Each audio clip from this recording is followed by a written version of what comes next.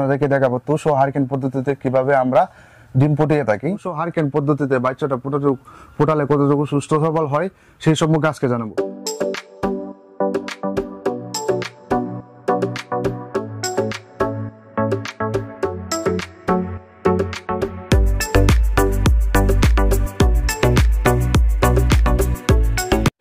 আসসালামু আলাইকুম। দেশ সদস্যের বাড়ি থেকে যারা দেখছেন সবাইকে ওয়েলকাম করছি আল হুদা হাঁসের খামার থেকে। আশা করি সবাই সুস্থ আছেন, ভালো আছেন।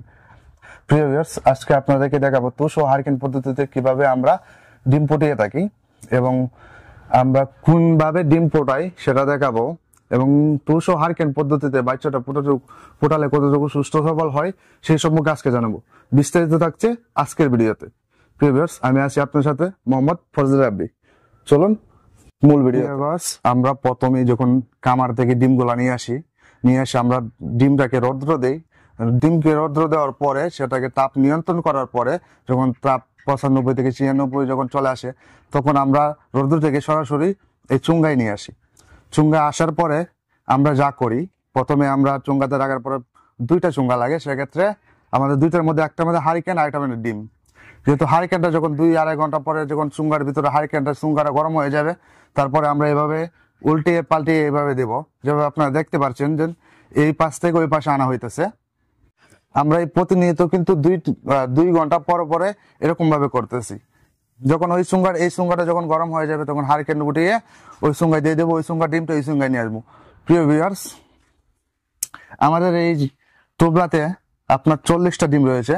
সেক্ষেত্রে আমি যদি তাপ বলতে যাই, বর্তমানে 90+ রয়েছে তাপ। সেক্ষেত্রে হারিকেনের তাপ অনুযায়ী আমরা কিন্তু দেখতে হবে যে হারিকেনটা কতটুকু দিলে তাপ কতটুকু গরম হবে বা চুঙ্গা কতটুকু গরম হবে, সেটা কিন্তু খেয়াল রাখতে হবে। আর দ্বিতীয়ত হলো যে ডিমের তাপটা কতটুকু আছে, সেক্ষেত্রে অনুযায়ী আপনাদের চুঙ্গার যে তাপটা আছে ওইটা দিতে হবে। শুধু হারিকেন দিলেই হবে না, হারিকেনের ডিম অনুযায়ী হারিকেন দিতে হবে। প্রিয় ভিউয়ার্স, এখন আমরা কথা বলবো আমাদের হ্যাচারির একজন সিনিয়র কারিগরের সাথে। আসসালামু আলাইকুম। ওয়ালাইকুম সালাম। ভালো আছেন আঙ্কেল? জি ভালো। তো এখন আপনি কি করতেছেন? এই তো ডিম পালাইতেছি। ডিম কিভাবে পালাইতেছেন একটু দর্শককে যদি দেখাইতেন। ডিম তো ধরুন আপনার এই যে এই চুঙ্গার মধ্যে হারকেন আছে, এই তাপ এই হারকেনের তাপ হচ্ছে, এই হারকেনে নিয়ে আমি ডিমটা রাখতেছি, তাপটা নিয়ন্ত্রণে থাকবো আর কি। যে সময় দেখবেন যে ডিম তাপ কম, তাহলে এই হারকেন 2 ঘন্টা পর আমরা এটা ইয়া করি আর কি। ওইটা থেকে ওইটা নিয়ে আসেন 2 ঘন্টা পর 2 ঘন্টা পর পরে এই চুঙ্গায় কতদিন থাকে? এই চুঙ্গা ধরুন প্রায় 15 দিনের মতো। 15 দিন পরে এটা 14 দিন 15 দিন আর কি, এমন 14 দিন 15 দিন পরে যাবো বেডে যাবো। তা আমরা তো জানি যে হারকেন সবসময় লাগে না। হারকেন কতদিন পর্যন্ত লাগে আর কতদিন পর্যন্ত? হারকেন যদি দিনের আবহাওয়া যদি গরম থাকে তাহলে হয়তো হারকেন এই 5 দিন কি 6 দিন এভাবে থাকে আর কি। এরপরে হারকেন ছাড়ে দেয়। এটা অনেক সময় তাপ কমে লাগে, এরপর একটু বাড়তিও সময় লাগে, 8 দিন 10 দিন, এটা দিনের আবহাওয়া বুঝছে আর কি। তারপরে 13 দিন 14 দিনের মাথায় আমরা আবার ডিম দিয়ে বেডে নিয়ে যাবো।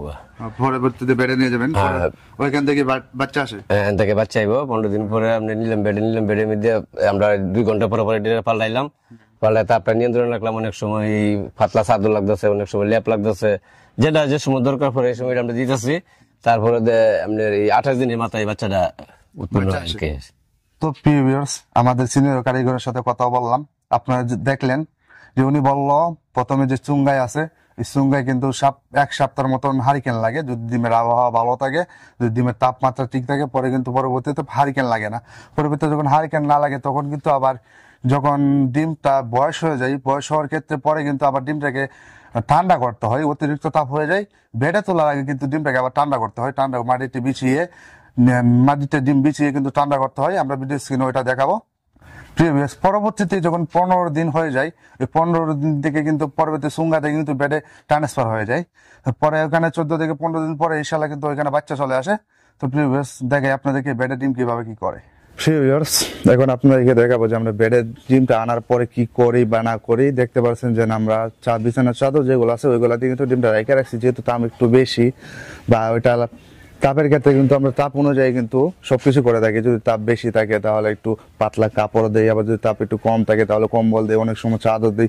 আর যখন প্রথম শুরুতে আমরা বেডের ডিম তুলি তখন কিন্তু আমরা লেপ দিয়া তাপ নিয়ন্ত্রণ করতে। প্রিয় ভিউয়ার্স, আপনারা দেখতে পাচ্ছেন সাইডে যে ডিমগুলো রয়েছে সেগুলো কিন্তু একটু ঠান্ডা হয়ে যায়। সেক্ষেত্রে আমরা কি করি, 2 ঘন্টা পর পর, কিন্তু দেখলেন যে চুঙ্গার মধ্যে এই পাশ থেকে ওই পাশ নেই, কিন্তু এটা বেডের ক্ষেত্রে কি হয়, আমরা সাইডের ডিমগুলো তুললে সাইডের ডিমগুলো মাঝখানে দিয়ে দেই, আর মাঝখানের ডিমগুলো কিন্তু সাইডে দিয়ে দিই, যাতে তাপটা নিয়ন্ত্রণ থাকে, যাতে সমস্ত তাপ, বেডের যে তাপ আছে সমস্ত তাপ যাতে একসাথে থাকে, একরকম থাকে। সেক্ষেত্রেই আমরা বেডে কিন্তু এরকমটা করে থাকি। আমাদের পুরো ঘরে যা দেখতেছেন, এই বেড বলেন, চুঙ্গা বলেন, যা যাবতীয় যা আছে, ওই পাশে আছে, এই পাশে আছে, সবগুলো সম্পূর্ণ কিন্তু ডিম দিয়ে পরিপূর্ণ। এবং এখানে যে অসংখ্য ডিম রয়েছে, এখন যতগুলো চুঙ্গা রয়েছে বা বেড বলেন সবগুলোই কিন্তু ডিম দিয়ে পরিপূর্ণ। প্রিয় ভিউয়ার্স, আজকে এই পর্যন্ত। দেখা হবে অন্য কোনো ভিডিওতে, অন্য কোনো পর্বে। ততক্ষণ ভালো থাকুন, সুস্থ থাকুন। আসসালামু আলাইকুম।